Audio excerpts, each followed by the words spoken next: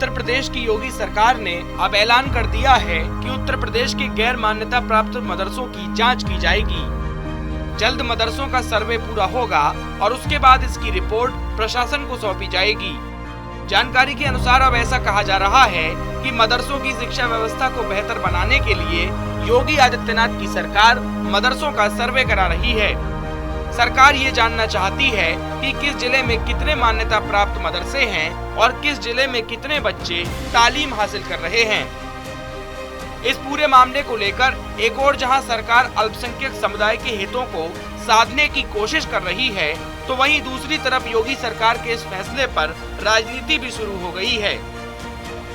Samajwadi party से संभल के सांसद डॉक्टर शफीकुर रहमान वर्क ने कहा है कि यदि सरकार लोगों को मदरसों के लिए सहायता देती तो किसी को भी बाहर से चंदा लेने की जरूरत नहीं पड़ती। उन्होंने कहा कि प्राइवेट मदरसों की जांच की जरूरत नहीं है, क्योंकि जब सरकारी मदरसों में बच्चों को तालीम नहीं मिल पाती है तभी बच्चे प्राइवेट मदरसों में जाते हैं और तभी प्राइवेट मदरसों को बनाया जाता है। तालीम ज़रूरी है।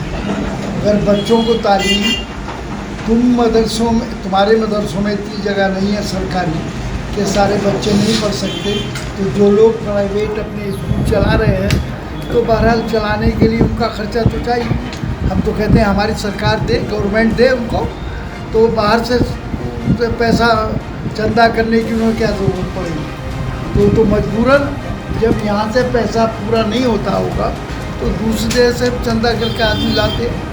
तो इसमें उनका मकसद कोई दूसरा नहीं है, बच्चों को तालीम देना है। और हमारा मकसद भी यही है, हमारा मुल्क भी ये चाहता है कि बच्चों को तालीम दी जाए। हिंदुस्तान में तालीम की कमी है और मुसलमानों में ख़ास तौर से, तो इसलिए मुसलमान इस वक्त बहुत परेशान हाल है, इक़्तिसादी एतबार से बहुत कमज़ोर है। तो इन हालात में आदमी अपने मदरसे खुद खोलकर, प्राइवेट मदरसे खोलकर उसका ख़र्चा बर्दाश्त नहीं कर सकता।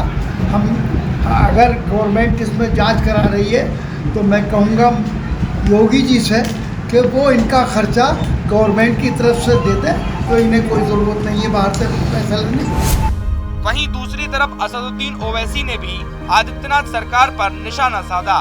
उन्होंने कहा कि अगर ऐसा ही है तो फिर एक और आदेश जारी कर देना चाहिए कि अब कोई मुसलमान रहेगा ही नहीं। असदुद्दीन ओवैसी ने कहा है कि जिन मदरसों को सरकार मदद नहीं देती है उनकी जांच करने का हक भी सरकार के पास नहीं है।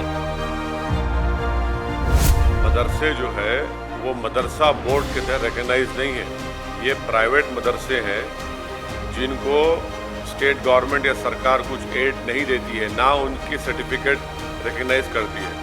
तो वो अगर खुद अपने मदरसे खोलकर चला रहे हैं, जैसे दारुल उलूम देवबंद है, मुबारकपुर में अशरफिया है, ऐसे कई बड़े बड़े मदरसे हैं, डिफरेंट स्कूल्स ऑफ थॉट के प्राइवेट मदरसे हैं जिनका ना सरकार से कुछ लेना देना है, ना सरकार उनको कुछ फंडिंग करती है। हाँ, जो मदरसा बोर्ड के तरह रिकॉग्नाइज्ड है वो सरकार से, उसका ताल्लुक है गवर्नमेंट से। इससे ये क्यों सर्वे क्यों करा रहे आप?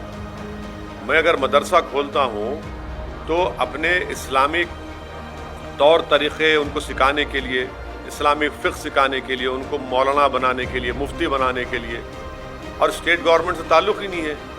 और संविधान के आर्टिकल 30 के तहत मुझे एक फंडामेंटल राइट हासिल है कि मैं अपने मदरसे खोलूँ, अपने पसंद के एजुकेशन इंस्टीट्यूट्स खोलूँ। इसमें सरकार क्यों मुदाखलत करेगी?